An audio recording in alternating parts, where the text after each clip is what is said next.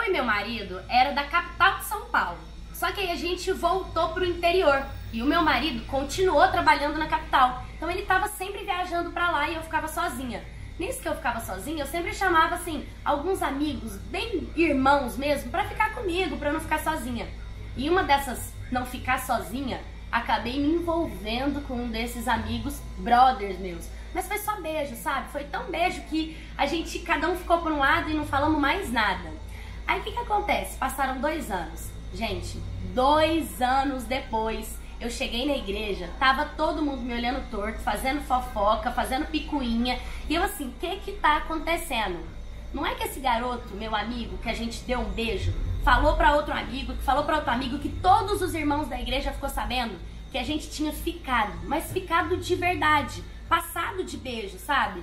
E eu fiquei muito chateada de por que ele tava falando aquilo se não era verdade.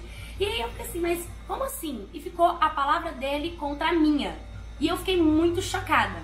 E o pastor da igreja é o meu sogro, pai do meu marido. Ele ficou sabendo da história e ele veio conversar comigo e eu fiquei com tanta vergonha, eu não sabia se eu confessava, se eu omitia. No começo eu falava que não, que era tudo mentira, que era tudo mentira. E eu comecei a orar pra Deus me dar um direcionamento e ele falou, olha, confessa.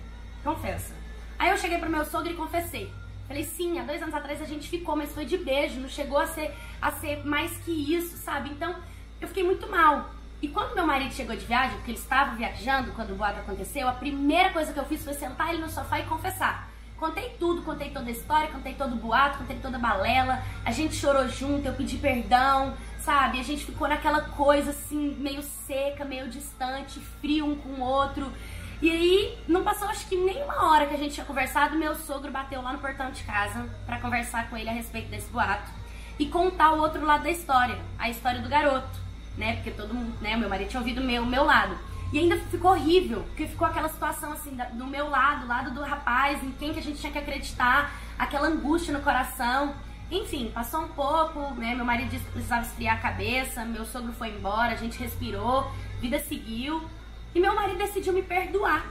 Ele decidiu me perdoar, perguntou por que eu tinha feito isso, o problema era eu estar sozinha, então ele largou o serviço dele na capital pra voltar pro interior, pra não me deixar sozinha mais.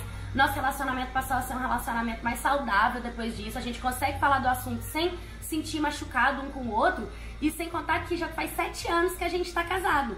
E a gente acabou mudando de igreja. Porque no fundo a gente se sentiu muito incomodado com a atitude dos irmãos da igreja.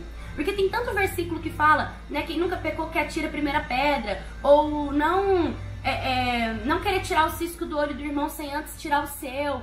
Então o que eu passo pra vocês com toda essa experiência é, vamos tentar vigiar nossa língua, sabe? Vamos tentar prestar atenção se a gente não tá fazendo julgamentos, porque é muito chato mesmo a gente tá dentro de uma igreja, entendeu? Buscando uma coisa legal e rolar tantos boatos ao ponto de você querer se afastar de Deus por causa das pessoas. Então, graças a Deus, hoje a gente tá super bem. E é isso, né? Confesse o que vocês têm que confessar. Toma cuidado quando vocês vão tomar esses tipos de escolha, se envolver com outra pessoa. Porque no fundo, Deus tá vendo e o mundo gira.